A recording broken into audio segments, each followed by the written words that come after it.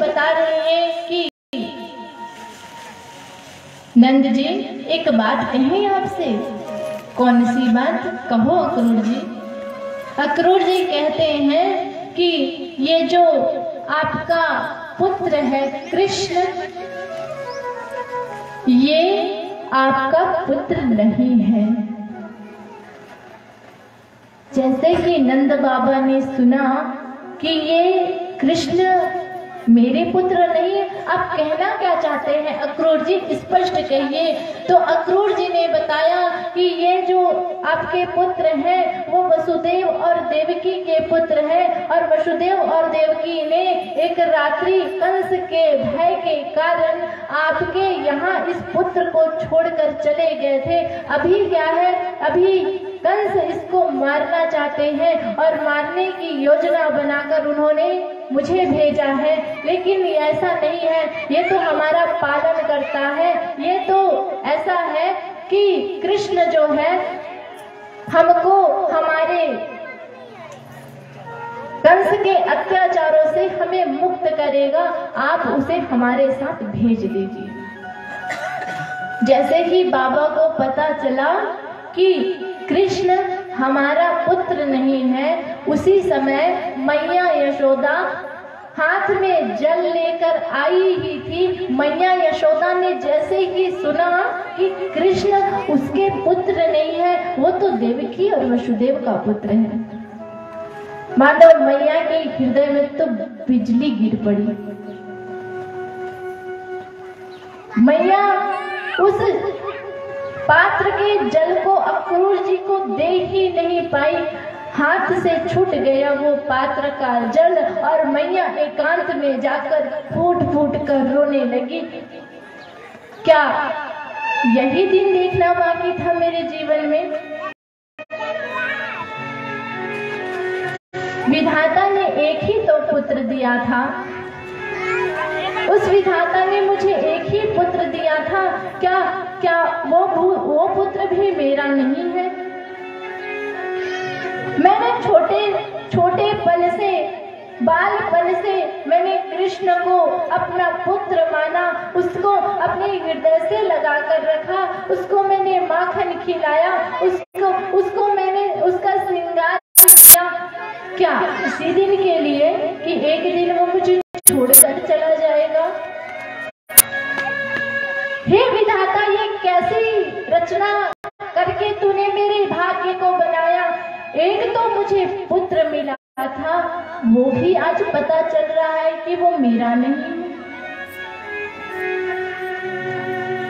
भगवान कृष्ण को भी ये ज्ञात हुआ कि अक्रूर जी उनको लेने आए हैं, और अब अगर वो वृंदावन छोड़कर चले गए तो कभी वापस नहीं आएंगे। कृष्ण भी अपने कक्ष में गया और जाकर सो गया उल्टे मुंह करके। दरवाजे की तरफ मुंह करके नहीं सोया आज कृष्ण। मैया अपने आप को संभालती है और संभाल कर जाकर कहती है कि कृष्ण पुत्र भोजन कर ले। मानो कृष्ण नाटक कर रहे हो, आंखों से अश्रु बिंद बहा रहे हैं, और कुछ कहा नहीं मां से, क्योंकि कुछ कहा नहीं जा रहा कि मैं क्या कहूँ अपनी मैया से। क्या मैं जा रहा हूँ यहाँ को छोड़कर? अरे मैया, मैं तुझे छोड़कर जा रहा हूँ, क्या मैं ये कहूँ? मैया यशोदा एक बार बोलने के बाद वो दोबारा नहीं आई। धीरे धीरे रात काली होती गई, और रात काली होने के साथ साथ कृष्ण के चले जाने का भय माँ के मन को छलनी कर रहा है। रात में माँ यशोदा चंद्रमा को देखती है और कहती है कि अरे चांद, तू रुक जा, तू मेरी बात मान ले, तू जा मत। क्यों? यदि तू चला जाएगा तो मेरे जीवन का चंद्रमा भी चला जाएगा, मेरा कृष्ण चंद्र भी चला जाएगा, मेरा जो कन्वा है वो मुझे छोड़कर चला जाएगा। हे चंदा तू जा मत। और माँ आज अपने पुत्र के लिए माखन बिलो रही। माखन बिलोते बिलोते आंखों से अश्रुपात हो रहे हैं। माँ कह रही है कि न जाने मैं फिर कभी अपने कृष्ण के लिए माखन बिलो पाऊंगी, माखन निकाल पाऊंगी या नहीं। माता के एक एक अश्रु उस माखन पे गिर रहे हैं। फिर माता कन्हैया की कक्ष में जाते हैं और देखते हैं कि मेरा लाला उठा तो नहीं, उसको माखन दूंगी। कृष्ण कह रहे हैं कि मैं माँ की ओर देख नहीं सकता। यदि उसने सवाल कर दिया कि तू आएगा कि नहीं तो मैं क्या जवाब दूंगा।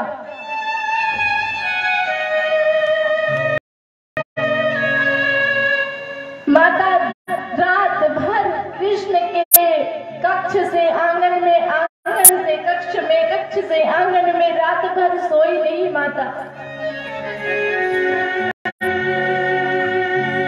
मानो कृष्ण के जाने की खबर तो आग की तरह पूरी ब्रज मंडल में फैल गया। आज गोपियों की दशा भी कहीं नहीं जा सकती। एक एक गोपी उस चांद को कह रहा है कि अरे चांद तू जाइयो मत। यदि तू चला गया तो हमारे जीवन में हमेशा के लिए अंधकार हो जाएगा, हमेशा के लिए अंधकार हो जाएगा।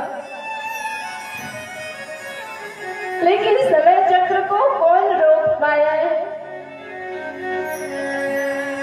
चंद्रमा का अस्त हुआ, सुबह सूरज उदय हुआ।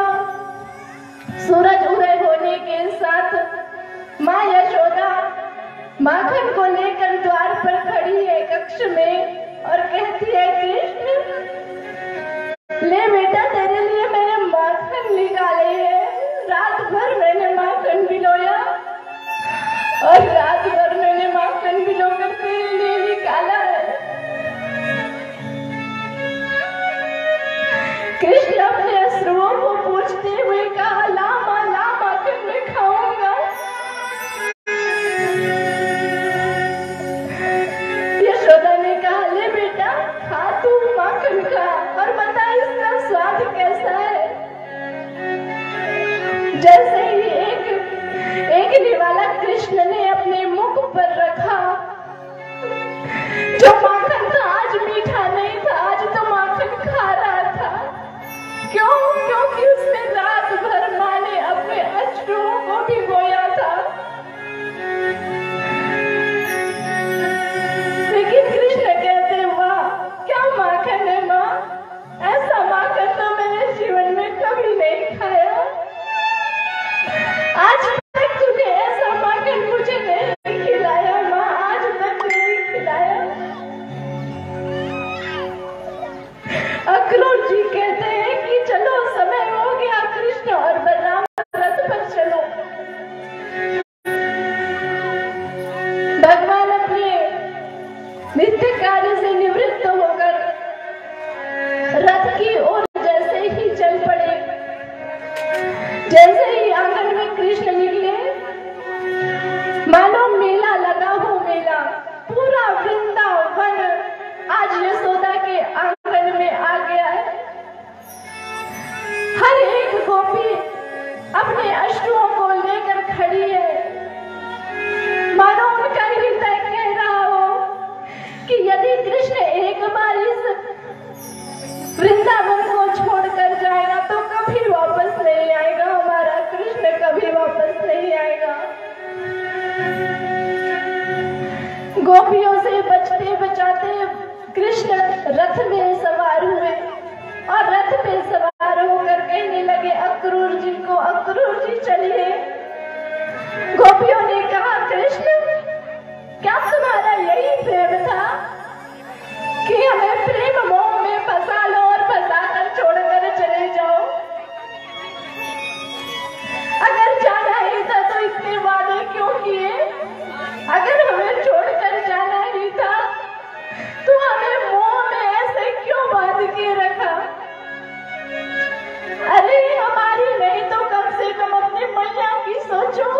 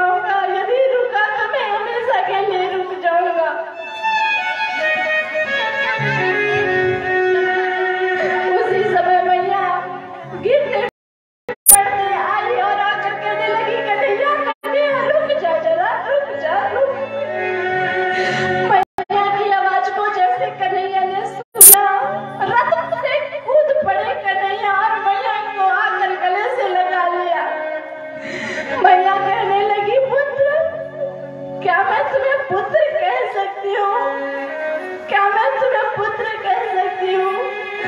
कृष्ण ने कहा नहीं मैया, तू ही मेरी मैया है, मैं ही तेरा कृष्ण हूँ। मैया ने कहा पुत्र मुझे क्षमा कर दे, पुत्र मुझे क्षमा कर दे। कृष्ण ने कहा किस लिए मैया, किस लिए तुम मुझसे क्षमा मांग रही है? मैया यशोदा ने कहा एक बार मैंने तुझे उखल से बांध दिया था, मैं कितनी निर्दयी हो गई थी पुत्र, मुझे नहीं पता था कि तू देवकी और वसुदेव का पुत्र है। मैं कितनी निर्दयी हो गई थी और मैंने तुझे एक दिन तक उखल से बांध कर रखा था।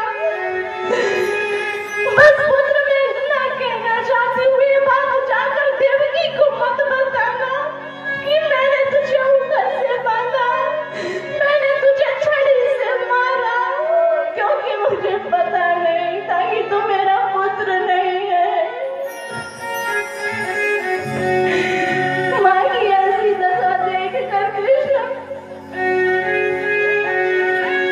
का हृदय बड़ा व्याकुल हुआ।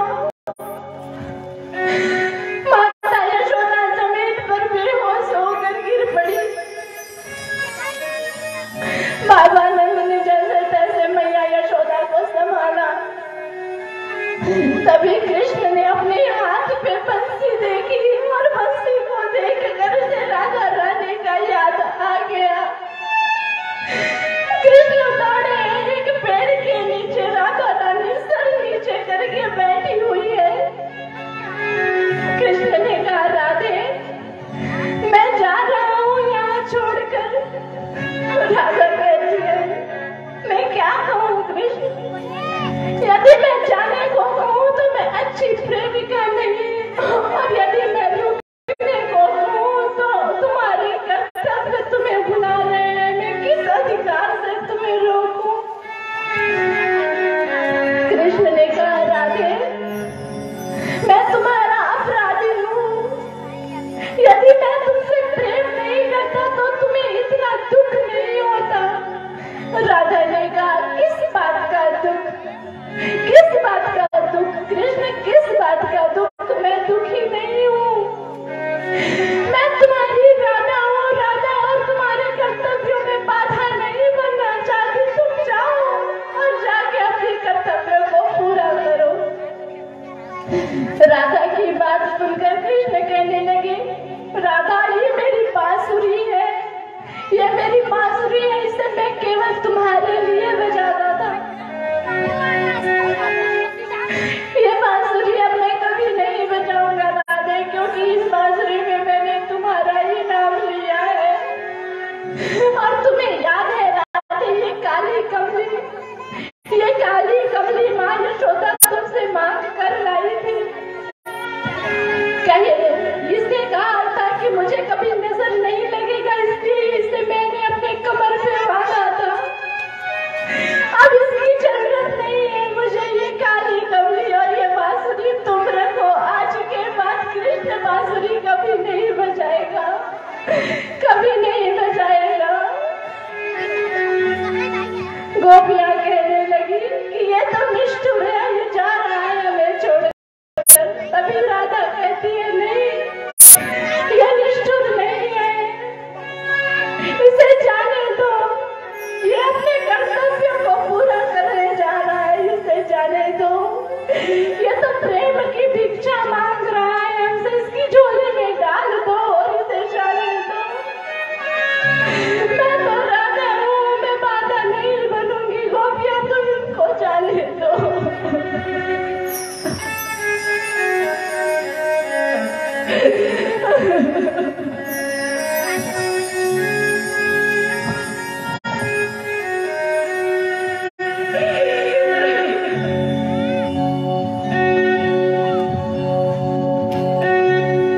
जो ऐसा जानती प्रीत